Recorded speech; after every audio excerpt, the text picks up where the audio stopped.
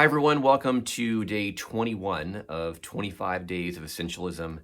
Today we're on chapter 20, which is titled Be the Essentialist Life. And this will be a short video today. What really struck me was on page 237 and around the idea of regret.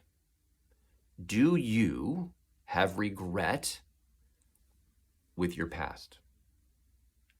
I know I have regret as I look back. There are things that I regret, but here's what I know for sure for me.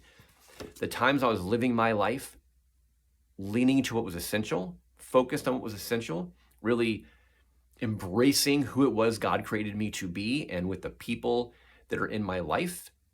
When I was doing that, there is no regret there. There's fulfillment, there's satisfaction, there's good memories. That's what's there. And, on page 237, here's the quote. The life of an essentialist is a life lived without regret.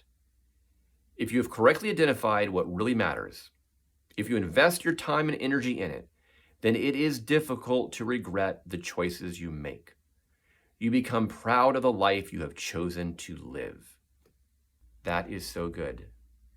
You are proud of the life you've chosen to live. And the reason why you can look back at your future and look back at your present and not have regret, look back at your past and not have regret, is because I have chosen in the present, we talked about this the other day, to focus on what's essential, to put aside the things that aren't, really decide what's trivial and not do that, and focus and be essential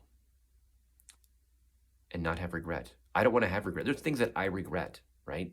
And going forward, I want to lean into what really God's created me to do and what inspires me and lean into that.